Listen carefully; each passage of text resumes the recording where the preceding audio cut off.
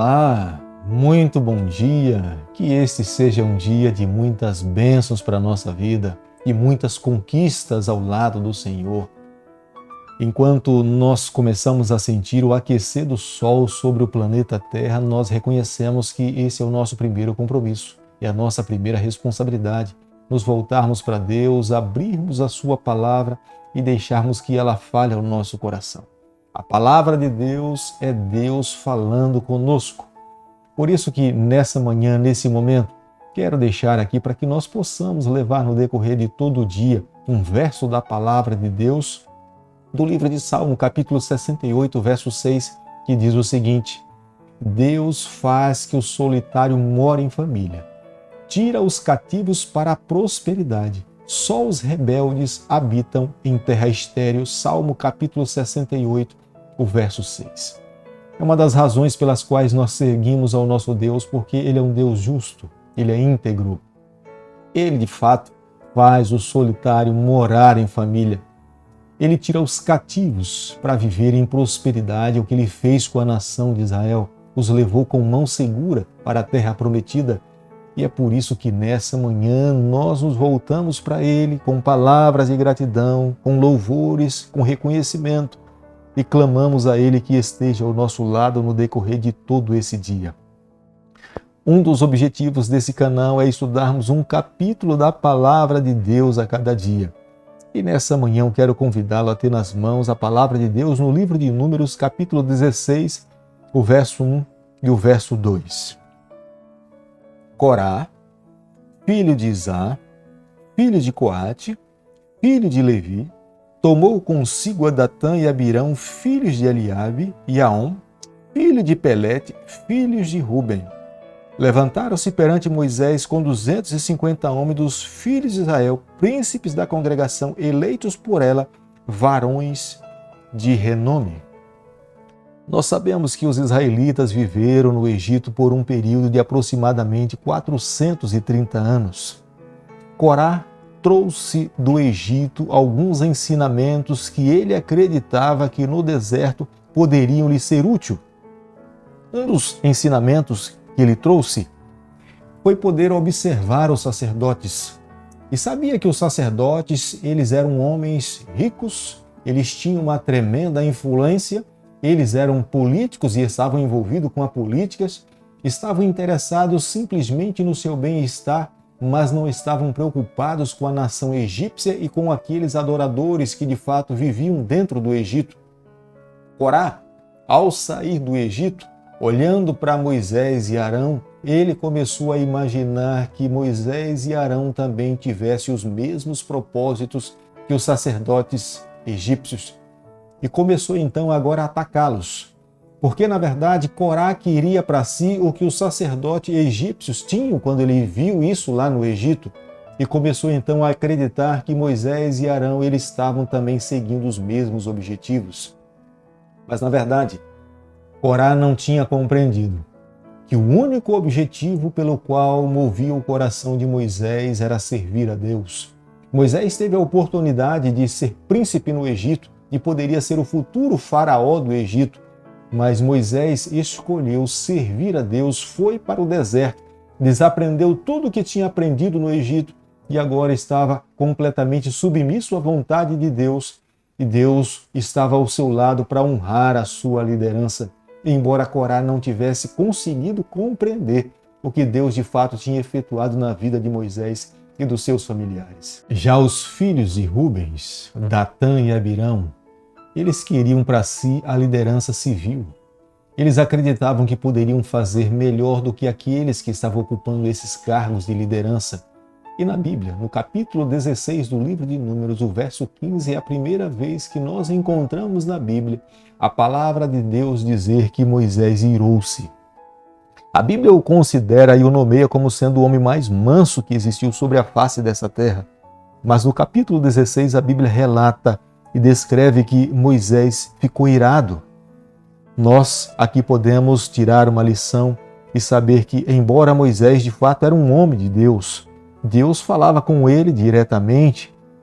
O que nós encontramos aqui na palavra do Senhor nos 5 primeiros livros nós podemos perceber claramente que é Deus colocando nas mãos de Moisés o que ele deveria escrever para que ele pudesse ensinar o povo o que Deus queria que a nação de Israel pudesse fazer.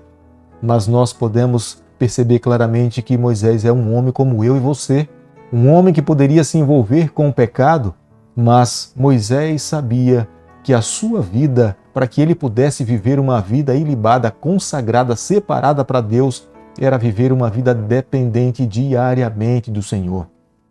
Moisés se refugiava nos braços do Senhor. Moisés, quando se sentia em meio às batalhas, às lutas da vida, atacado pela multidão, criticado por aqueles que faziam parte da sua mesma família, Moisés se refugiava nos braços do Pai, abria o seu coração e esperava que a justiça pudesse vir das mãos do Criador. E entendo que nos dias que nós vivemos, nós precisamos aprender com Moisés, nós precisamos esperar na justiça do Senhor, colocarmos os nossos problemas nas mãos de Deus e deixarmos que Deus faça a sua justiça. A acusação de Corá, Datã e Abirão contra Moisés e a sua família era uma acusação séria. Porque quando nós, aqui na palavra de Deus, podemos ver no capítulo 16, o versos 3, Corá fala que a nação de Israel era uma nação santa, separada para o Senhor. Ele tinha razão. Mas o que é que ele estava querendo falar com isso? Ele estava dizendo que antes de Moisés, qualquer família tinha responsabilidade e poderia oferecer sacrifícios. Mas depois de Moisés, Deus consagrou, Deus separou uma família, que era a família de Arão, para ser sacerdote, e os seus familiares seriam aqueles que também estariam lhe assessorando no sacerdócio, no santuário terrestre. Para Corá, Datã e Abirão, era um ato que eles não poderiam aceitar. O capítulo 16, o verso 19, diz o seguinte: Corá fez ajuntar contra eles todo o povo à porta da tenda da congregação. Então a glória do Senhor apareceu a toda a congregação. Corá estava liderando um grupo grande de pessoas, homens influentes entre o povo de Deus, e a principal acusação era de fato que Moisés e a sua família estavam exercendo uma liderança que não era reconhecida pelo Senhor. E mais, ele falava que Moisés não conseguiu levar o povo a uma terra que mana leite e mel. As promessas que Moisés, ao falar para o povo no Egito, ele não conseguiu concretizar. Mas, na verdade, não era culpa de Moisés por não terem entrado na terra prometida. O culpado era a própria nação por ter se rebelado contra Deus e não ter confiado no que Deus poderia fazer por eles.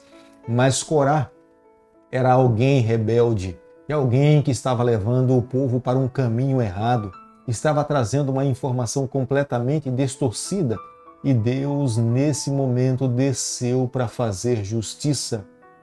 Em alguns momentos, quando nós olhamos para a ação de Deus, nós começamos a imaginar que Deus agiu de uma forma muito dura com a família de Corá. Moisés propôs para que eles saíssem do acampamento. E fora do acampamento, Deus iria se manifestar quem de fato foi escolhido por ele para conduzir o povo até a terra prometida.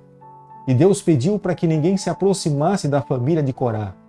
E Corá e os seus familiares, a terra se abriu e foram consumidos pelo Senhor naquele momento ali.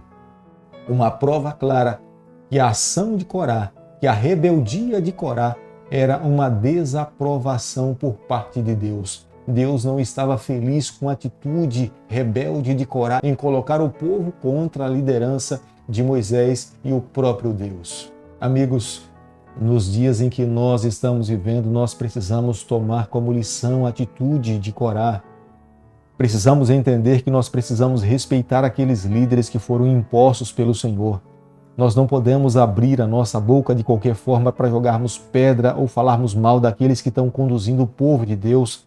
Ao agirmos dessa forma, nós também sabemos que estamos desagradando a pessoa do nosso Salvador Jesus Cristo. Os olhos do Senhor estão sobre a face dessa terra e nós precisamos entender. A Bíblia mesmo nos fala que o seu povo é um povo santo e precisa de fato viver uma vida que agrade ao Senhor. Ao concluirmos o capítulo 16 do livro de Números, nós podemos perceber claramente que o Deus que nós seguimos é um Deus justo, é um Deus íntegro, é um Deus santo. e Ele espera que os seus filhos vivam da mesma forma. Se alguém dentro do povo de Deus tenta inserir a política, a discórdia, a maledicência, os olhos do Senhor estão voltados para essas ações. É claro que hoje Deus não age como agiu no passado. Ele agia por imediato para que as pessoas pudessem reconhecer que eles não deveriam continuar naquelas práticas. Mas hoje a sua palavra nos ensina e nos mostra que o dia do juízo, o dia da justiça virá. A misericórdia e a graça de Deus um dia chegará a um ponto final e aqueles rebeldes que não se arrependeram, que não confessaram os seus pecados, que não mudaram de vida, terão que arcar com as suas consequências. Mas amigos, nessa manhã, o que eu e você temos que fazer é seguirmos com o Espírito do Senhor, um espírito de mansidão, um espírito de renúncia do eu, submissão à nossa vontade e deixarmos que Deus conduza a nossa vida. Vivendo dessa forma, tenho certeza que nós faremos parte do povo santo de Deus, do povo que se prepara cada dia para se encontrar com o Senhor, para quando o céu se abrir, nós possamos estar com os nossos olhos preparados, voltados para o Senhor e viver com Ele por toda a eternidade. Querido Pai, nas Tuas mãos, nessa manhã nós nos colocamos, confessamos as nossas falhas, abrimos o nosso coração, deixamos que o Senhor conduza a nossa vida. É o nosso pedido, é a nossa oração e nós fazemos em nome de Jesus. Que o Senhor te abençoe e te guarde, que Ele faça resplandecer o seu rosto sobre você, que Ele tenha misericórdia de você, que sobre você nessa manhã Ele levante o seu rosto e conceda a sua paz em nome de Jesus. Amém.